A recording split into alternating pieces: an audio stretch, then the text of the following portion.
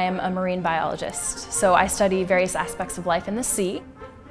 As a scientist, you have to be very creative. You are creating new things every single day. Nobody has set protocols for the experiments that you want to run. You have to think those things up. You have to work through the issues. I grew up very involved with the performing arts. I played trumpet and sang, and I loved music. And there's a lot of research to show kind of the connection between music and math and science. And I think for myself that's particularly true. But the way that I think of science is almost like writing my opus. I grew up in a very small town along coastal Southern California, Ojai. It's a very beautiful, quaint valley about 5 miles inland, and I grew up at the beach.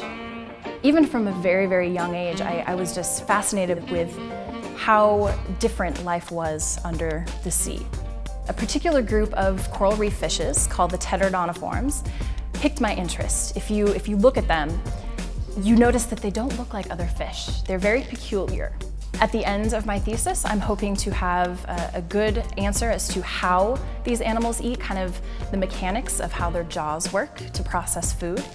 And even on a grander scale, just learning more about coral reef ecosystems in general.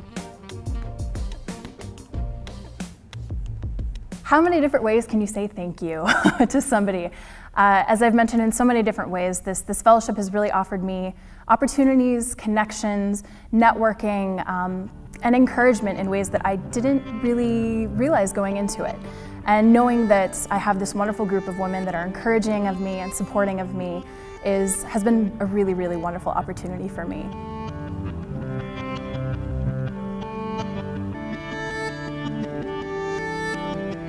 The Women's Board started the Women in Science Fellowship program in the year 2000, basically to promote women in science. We wanted to attract young talent. We wanted to keep them in the field of science and enable them to pursue their PhDs and to work with the best scientists in the world that we have here at the field. I really feel like this fire has been lit inside of me. I'm very excited about the work that I'm doing. One of the most wonderful things about working at the Field Museum is having access to the incredible collections here. That's really what I have founded my research on. I am going into my 5th year in a PhD program at the University of Chicago. As a senior graduate student, time is really of the essence. This is what I like to refer to as the crunch time. I can finally say with great confidence that I will be graduating in September. That was something I was kind of going back and forth with for a while because I was unaware if I would have the time or money to be able to make that happen. But this fellowship's really been a huge part of freeing me up in terms of time and other, I guess, responsibilities to really focus on my research, get my projects done, and get them out into the greater community.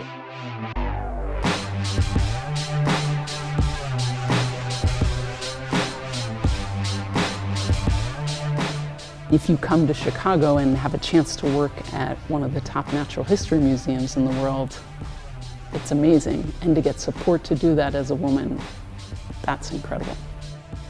To be honest, there really aren't a lot of us. I feel like a lot of women feel like when they're working towards an advanced degree, they have to choose advanced science career or family. Getting young women interested in science isn't the challenge.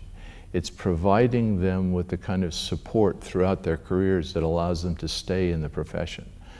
So we've got parity at the junior levels, but we don't have parity at the senior levels, and that tells us that we're doing something wrong. When I was dean of the College of Liberal Arts at the University of Texas, we did a study of how long it would take for there to be parity in all ranks, including the most senior ranks of the professoriate. And the projections were that it would take 100 years to achieve parity at the full professor level. That's how leaky the pipeline is. This fellowship program highlights that problem in a very effective way and actually provides a remedy in the bargain. Through the Women in Science Fellowship, I have been able to have access to amazing mentors, amazing role models, seeing women that have a family, that have a very successful scientific career and are able to kind of do it all and be good women and good members of society.